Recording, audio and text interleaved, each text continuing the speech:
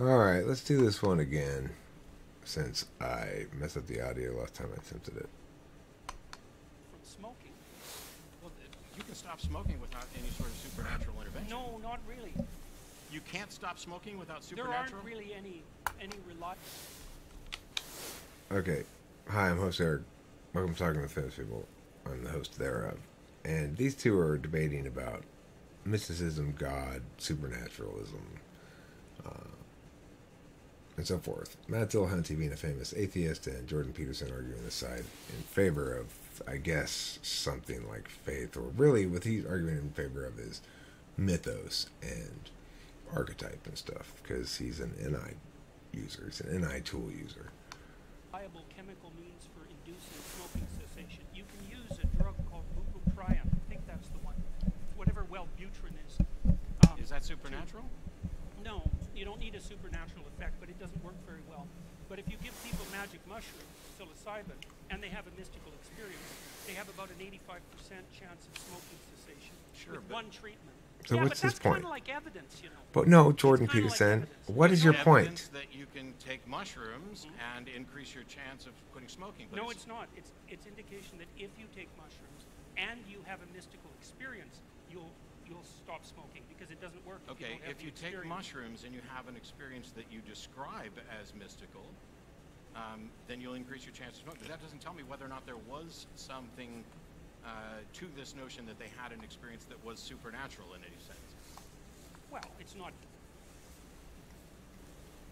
Okay, I'm going to be with Dillahunty on this one. Mushrooms are a drug. They're not mystical. They're not supernatural. They don't give you miraculous insights. They don't make you stop smoking.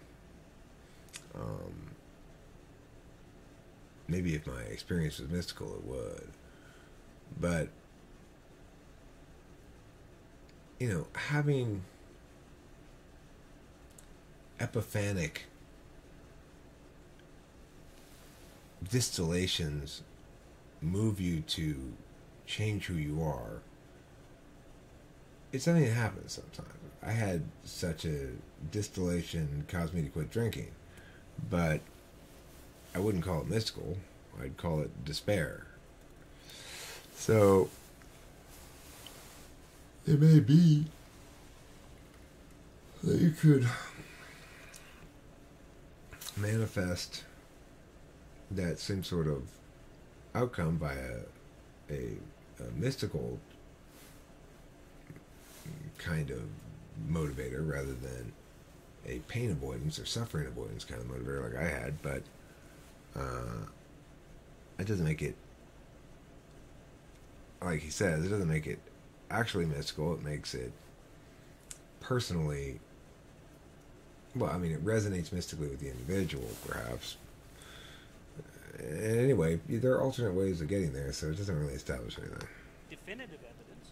It's not evidence at all. Oh, sure it is. Oh, sure it is. No, How is it? Wait a second. Wait a second.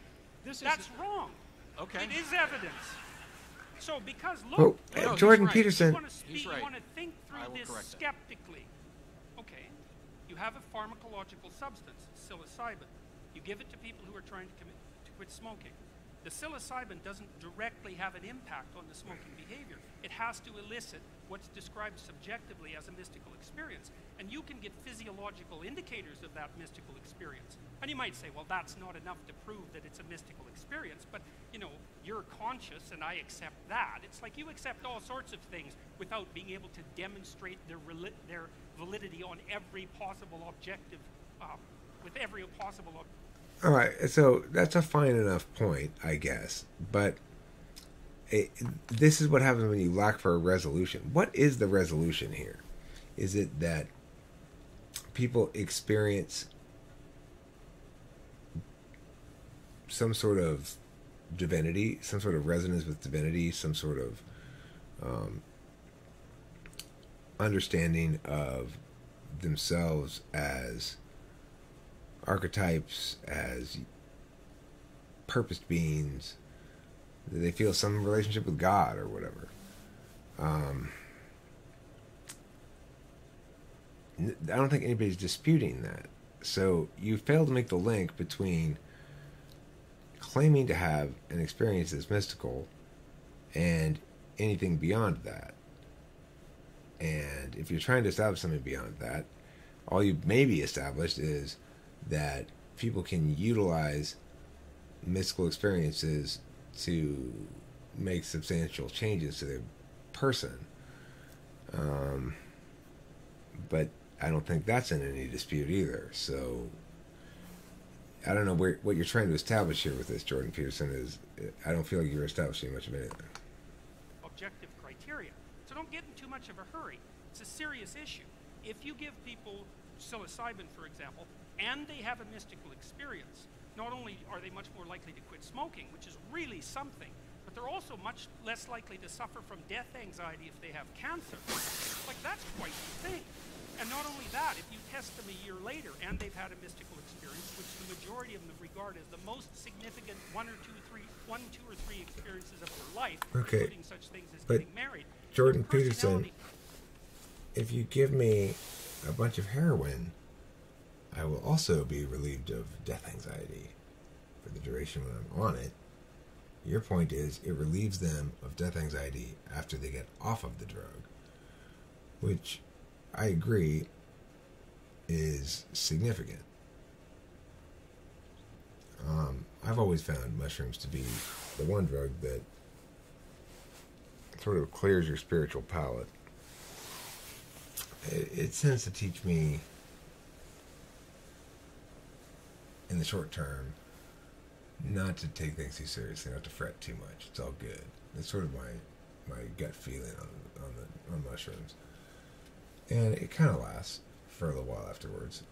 Now, maybe it would have more like that impact if I were to take massive doses instead of the small doses that I typically take. I don't take it very often. I haven't taken it in a while now. Maybe I'd have more of those kind of impacts, but I've done so many drugs over the years. It's a parlor trick. To the extent that there's anything mystical to drugs, it's a parlor trick.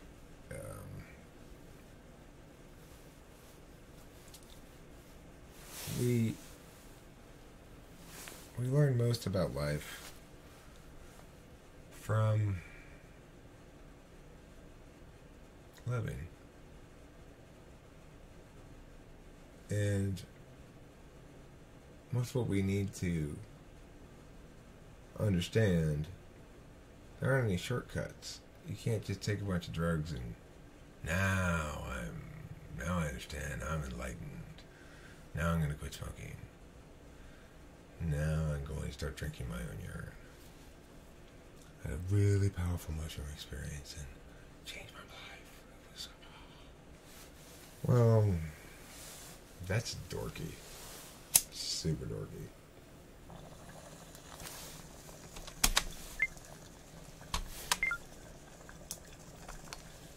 These are permanently altered in the direction of more openness to experience and more creativity by a standard deviation. Like, that's walloping effects. So we can't get too much in a hurry about dispensing with all that. Skepticism, as I repeatedly point out in the show, is not about cynicism. It's not about debunking. And I'm not saying that there is no supernatural and that there is no mystical experience. What I'm saying is, the thing that people subjectively describe as, I had an incredibly impactful mystical experience, whether it comes from taking a pharmaceutical, whether it comes from attending a revival church service or hearing a particular preacher, whether it comes from having a particularly impressive sexual experience, all of those things, that is the subjective description of that, which may be because of limitations in language, that they don't have any other. This is the language that infuses culture, so that we have to use that to describe it. But that doesn't in any way serve to confirm that there is any sort of supernatural realm or any sort of supernatural actor. Well, it depends on how you define supernatural. Like, look. I mean, this is what needs to be done right off the bat then, right? Here's the problem Matt Dillahunty has with his line of argumentation, is God's a little bit unlike anything else that we argue about or talk about. So the other thing is to remember that things that are magical are definitionally not understood, or they seem to defy our normal understanding of causality. So if you're saying, I believe in God, you're saying, I believe in magic. And that there are certain narratives that would seem to be implied by existence in the world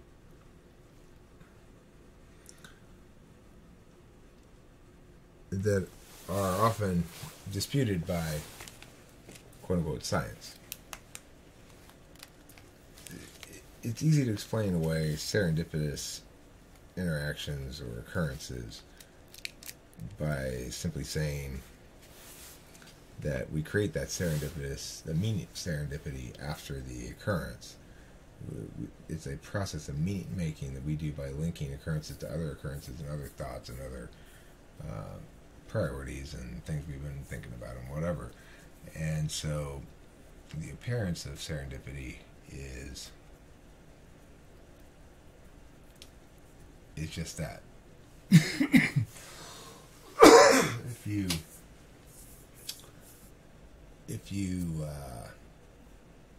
think it's more than that, if you attribute some sort of magical sourcing to it, then you're just being a woolly-headed, weak-minded, poor thinker. Well, I think if you're ascribing specific magical meanings to it, perhaps that's true. I don't understand magic in such concrete terms, but I make a point of trying to recognize it when it occurs, and there are even occasions in which I can nudge things a bit. Not much. Usually I'm getting pushed around. But what do I mean by that? If you choose to use magical thinking in your daily business, it gives you an extra third option, so to speak, regarding certain matters of, given matters of uncertainty. There's a period of time in my life when I used a lot of magical thinking, a lot of prayer and such, and when I was in China. And it got rather ridiculous. I'd even think that the reason I can't find a taxi right now is because I meant to go walk home or something. Now I've got a more well-tamed magical thinking. I understand that the slabs are only interested in the larger life narratives in general, and that the slabs can only do so much for you, even if they wish it to be so. Even the slabs are not exactly willful, but would seem to be shaped by an existent purpose that precedes you, or at least co-instantiated with you.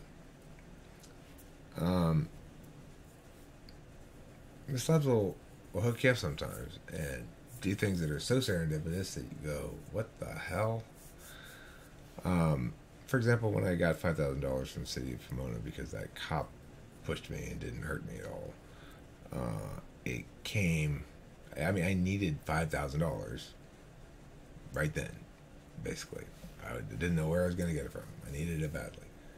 And 2 weeks before I was really going to be in a pinch, this cop pushed me. And then 2 weeks later, I had a check for $5,000 in my hand. It was weird. It's like, there I am, fretting one day about where I'm going to come up with $5,000, approximately. I probably needed $4,000, but, 3 or 4. You know, I did get a little bit more than I really needed, but the thing is, I was fretting about finding $3,500, $4,000, whatever, and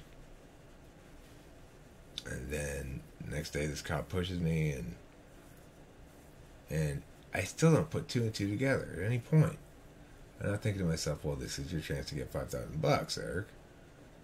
I'm thinking, this cop thing is really occupying a lot of my attention. Plus, I'm still fretting about that $4,000 I need to get. It didn't occur to me to put 2 and 2 together. And even when I made the demand letter and said, you can pay me $5,000 to go away, or you can proceed forward with the lawsuit. I'll sue you for $1,000, and if I get my point of law through, then you only have to pay me $500. I still didn't think they were going to give me any money, because I had said so many times that I didn't think the city should be held responsible and they shouldn't have to pay me anything. But they didn't care about that, I guess. They just paid me $5,000. When I walked out of there that day, I was just like, holy shit. Because I needed that money at that point, like 2 days from then. You know, the rent, didn't have money for the rent. How are we going to pay the rent? So, you know, pretty serendipitous. And when I called Kimberly after the meeting, I said, hey, Kim, I took $5,000. She said, sometimes I think you're not even human. Those were her exact words. I was going to say barely, but no, she said, sometimes I think you're not even human. I thought, you know, it's like, I love how this plays. I absolutely love it.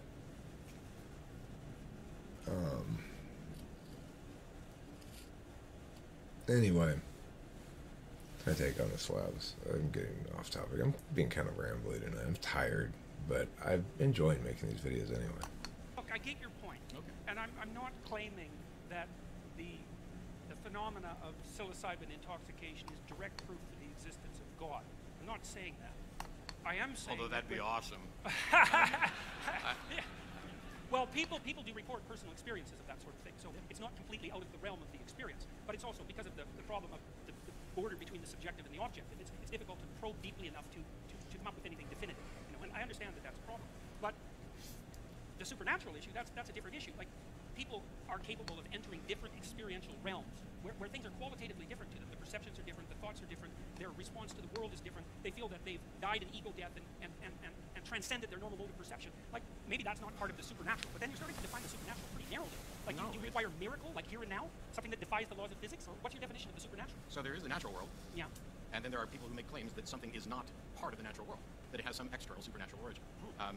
Those are the claims that I don't see how we can make any sort of epistemologically sound confirmation of. I'm fine with accepting that people have these experiences. I've been, I was, for many, many years, fundamentalist Southern Baptist, and I remember standing in church and feeling what I would have described at the time as the Holy Ghost, sweeping through me. Now, many years later, I look back at that and I say, why did I describe this particular experience this way? It's a unique experience. It's of the same quality as something you might experience from a drug. I've experienced similar things from music and drugs, etc. But they're not all exactly the same. And this is kind of the caveat that the believers, for any one of them, use is, oh, the thing you're talking about, when you had awesome sex or you were on drugs, that's not the same as what I felt with the Holy Spirit. I felt all of them. The reason I would have said at the time that I had been filled with the Holy Spirit is because everybody around me was saying that too. It's not like I had any sort of any way to demonstrate a causal connection between a Holy Spirit and my experience. It was, I had an experience, and I, like everyone else around me, attributed.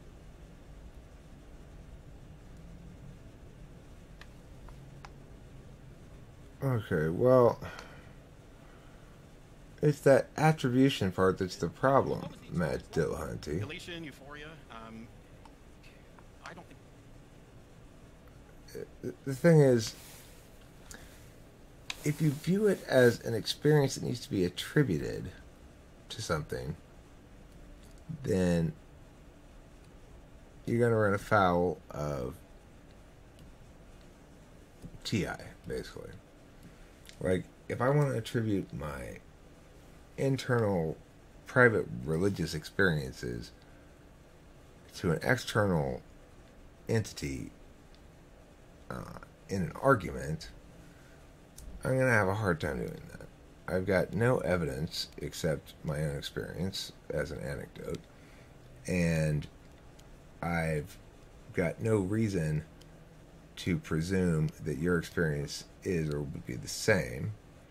And even focusing on my own experience, I don't think it is an argument. I wouldn't try to use it as one. So that's the problem with what Dillahunty's saying, is he's presuming that there's a causal attribution argument being made. And it is true that plenty of religious people probably do make this causal attribution argument, that they're experiencing the Holy Ghost means that you ought to equally affirm that this external being has both existential substance and the capacity to and the desire to enter into you and make you feel things as a willful expression of its own agency. That you're not going to win any sort of argument if that's your argument. Which is why it's important you recognize that it's not an argument. It shouldn't be used as one. If you want to critique people who mistake religious experiences or the practice of faith as a behavior for argumentation, well, you are right to critique that is a mistake on their part. That those things are not argumentation. Those things are faith and behavior. They're a practice and their behavior. And so, as a consequence, critiquing them for failing to be arguments is like critiquing a duck for failing to be a chicken. I think I ever had visions, but certainly it was an overwhelming sensation. You get the goosebumps or hair on your. And I remember fairly distinctly the first time I had a very similar experience outside of church, because it was for listening to secular music that my church would not have allowed. And then I began to look into things, from far more of a psychological perspective of what type of impact specific music has on me. And a friend of mine would have conversations about the cadence of particular preachers, because a Southern Baptist minister will have a different cadence than a Pentecostal preacher, and they'll have a different cadence than something. I think the key takeaway from this is that a lot of people get ruined on faith when they're young by religion. Then in general, organized religion is of questionable utility. I could imagine going and sitting in that building down the street. There's lots of churches here in Laverne. I can imagine going and sitting in one, listening to a sermon 1 week. I can't imagine going there over and over again. I also can't really imagine going there just to pray or something like that. It seems unnecessary. And while it gives a certain gravitas, perhaps, if it's a nice church, I don't really think that it does anything beyond that. So, I guess if it provides a community, a sense of mutuality that's worth something as well. I heard the preacher on, it was around Christmas, I guess. They had like a special ceremony or something at the church where the preacher was on a mic. I could hear it from my house. They had a band too, first play, and then the preacher came on and did a kind of a loud mic sermon, and he said, "We are all sinners, and Jesus died for our sins. And what is his message? That we, each one of us here, is a sinner." I thought, well, that's a pretty good message, because, you think, okay, well, am I a sinner? What did I do wrong? What have I been doing wrong? What does it mean to do things right or wrong? And turning people's attention to those sort of moral questions is certainly a worthwhile endeavor, I think. I don't know how great of a guide the Bible is in whole. I think the basic message of Christianity is about as good a message as you can find for a moral absolute. It says forgiveness is, I guess you'd say, the core Christian value. And it's a pretty powerful notion because on a lot of levels you can say that when a person is fully developed, they are, if a person could be perfectly developed, they'd be perfectly forgiving. They'd always feel sorry for the person doing the harm. And they'd always understand so clearly the other person as to find it impossible to blame them because they act out of, they're still subject to determinism. I think that until we challenge our habits and our inclinations with metacognition and reflection and moral reasoning and moral feeling as well, that we don't ever get off autopilot, and we do things in autopilot that we wouldn't do if we were more optimized. So I guess the point of all that, I don't know what the point of all that was. Forgiveness, right? So the idea that there's a person who's entirely without sin, who's perfectly forgiving, so much so that he is able to forgive, presumably honestly forgive, people who crucify him, is as noble an archetype to aspire towards as one can come up with. For one thing, it suggests somebody who is extremely smart. You have to be extremely smart to be that forgiving. You have to be able to put aside your own sense of having been wronged, or to recognize it as purely a pitiable act by the wrongdoer. The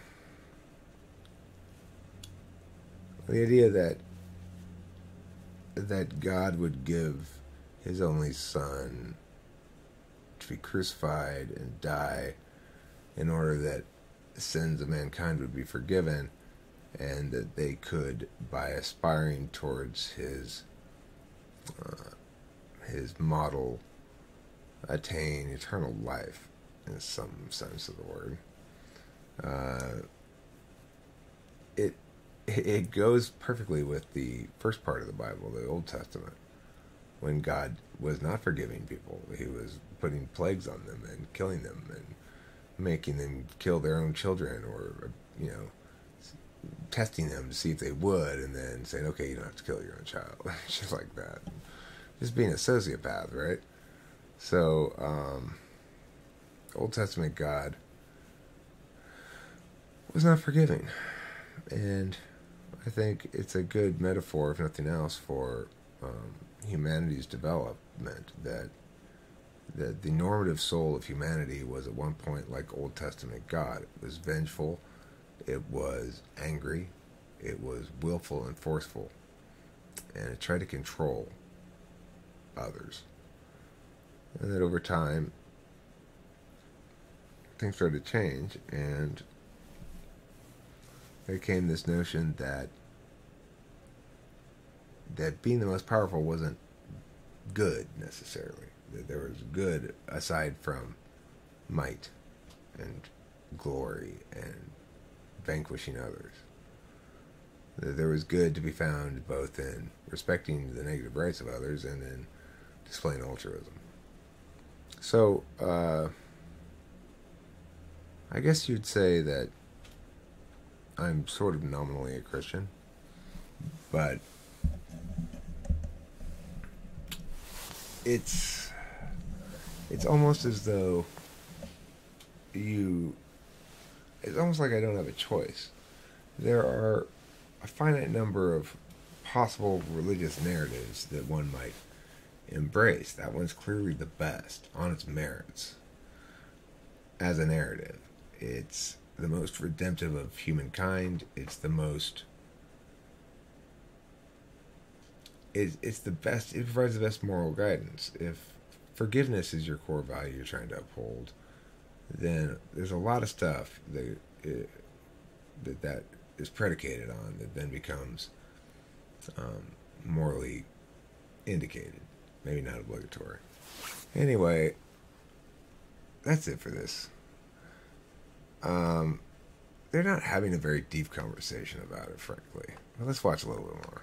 Else, and I won't put on a performance to do them, but we have this intense curiosity as to are the successful creatures with those cadence in conjunction with the music? Are they just tapping into some sort of psychological impact in our brain in order to make us pliable? In the same way that the elevator experiment, where you have everybody face the back of the elevator, somebody walks in and they face the doors, and after a while, a lot of them become uncomfortable, turn around and face the back with everybody else for no reason. It's just compliance. Well, you don't want those backward facers to attack you. It would be good. But if we're back to back, I think...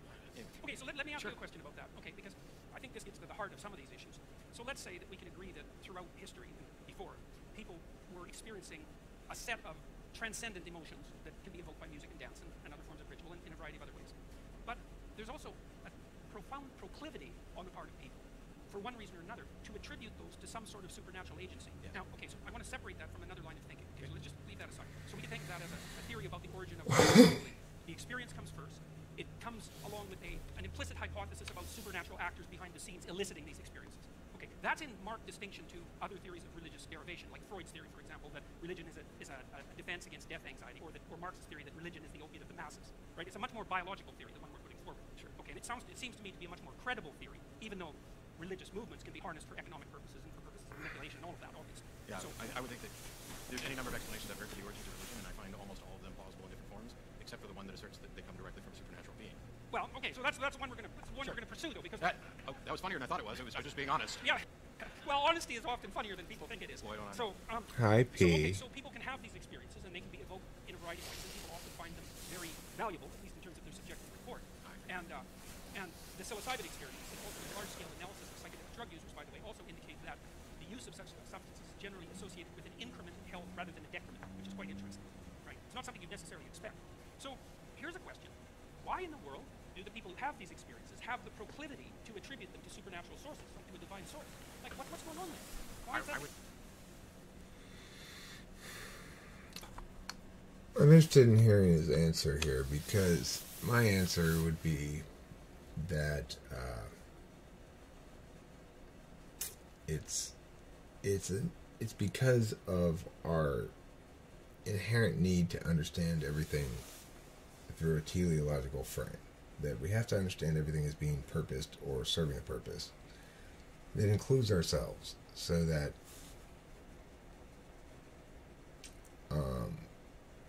even atheists have to answer the question of what our purpose is. They may say our purpose is to live as humans and take advantage of this wonderful luck we have to be alive today. That's our purpose. Or they may say each person makes their own purpose and blah, blah, blah. But to say that life is purposeless, or to say that, well, to say that life is completely purposeless is to say that I have no reason to prefer one course of action over any other. In that regard, you'd be saying that I so wholly believe the purposelessness of life that there's nothing to attain, nothing to lose. So any course of action is equally viable. That's not any kind of way anybody would ever want to live, obviously. And it's not really possible to live like that. You are going to assume purposes related to your personal experience, like my purpose is to care for my family and make sure they're accounted for and such. My purpose is to do well at my job. You're going to have small-scale purposes like that. But unavoidably, you're going to ask the question, and what do all those purposes, what are they instrumental towards? So it's really instrumentality that's the universal frame that is difficult to avoid. Usually the instrumentality links back to the self. When you're talking about the self as an entity, though, rather than as an experiencer, decider, consumer, whatever, you know, at the moment, I'm going to smoke a cigarette. That doesn't mean my purpose is to smoke cigarettes, but it also doesn't mean that the smoking the cigarette is on purpose. I mean, the purpose of smoking the cigarette is presumably to, in this instance, really is to illustrate a point, because it's something I can do to illustrate a point, but no, at least I get nicotine. Satisfy a craving. The most arbitrary justification or purpose provided for a behavior is because I want to or I like it. If we justify a given choice with our feelings, we're saying, I don't want or need to be scrutinized on this, and you have no legitimate jurisdiction here to scrutinize me. Therefore, I need to provide no justifications. My wanting to do it or liking the thing is adequate justification. I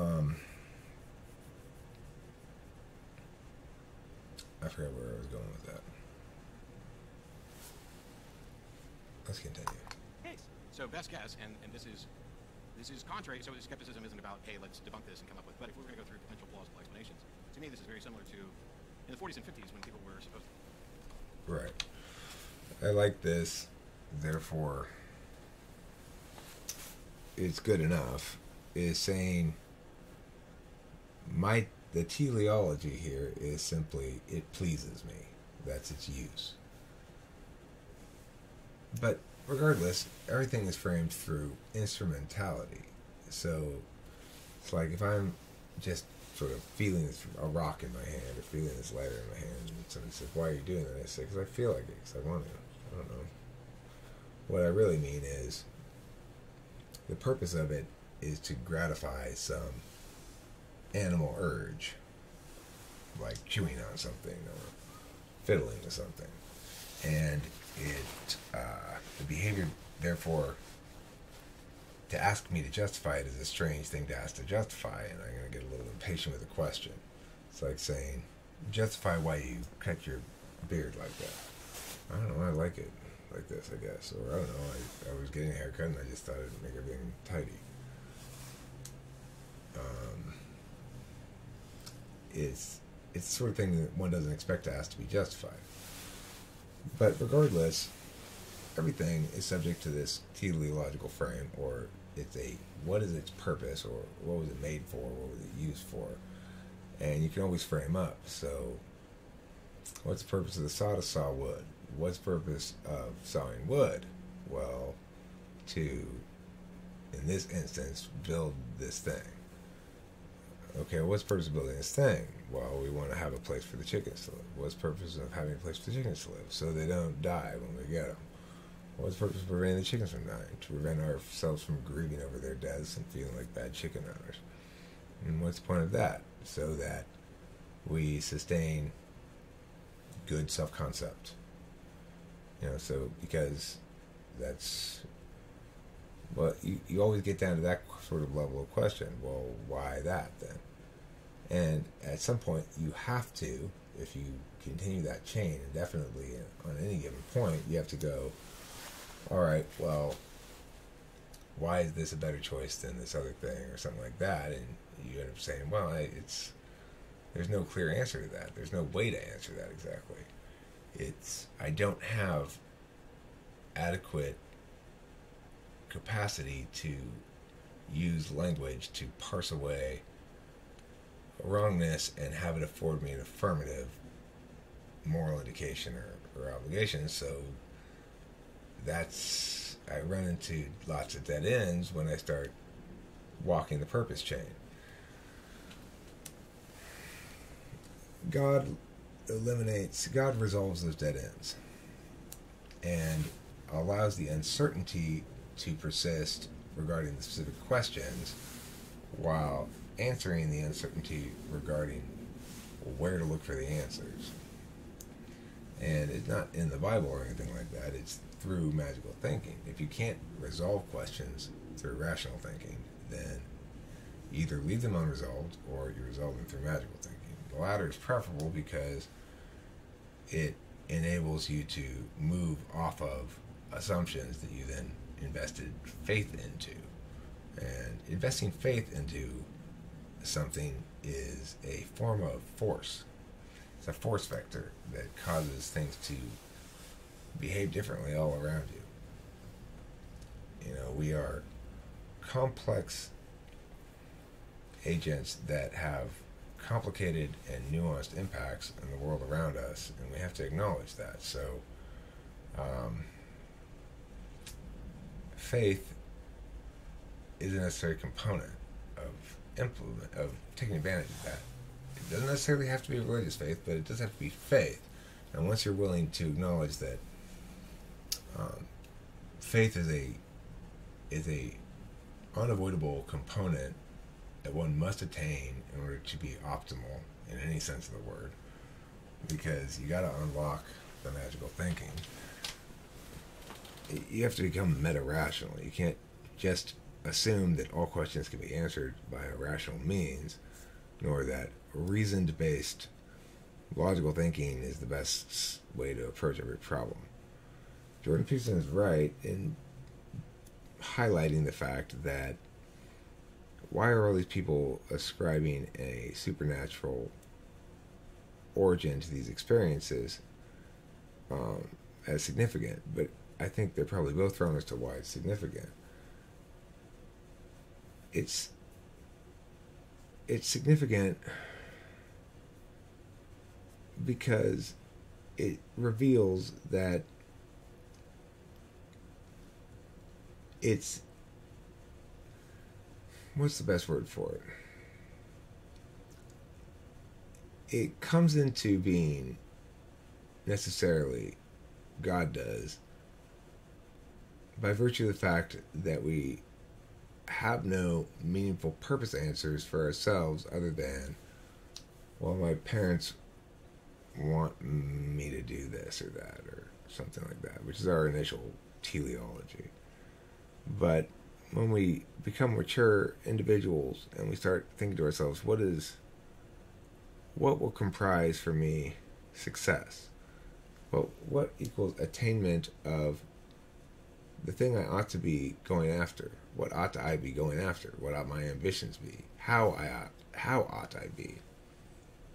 Who am I, and what kind of things do I do and why? Those questions, they elicit necessarily a question and some kind of answer to the question, what is my purpose? Whether it's a straight up answer or not, the question necessarily instantiates upon any deep reflection on any teleological question, any moral question.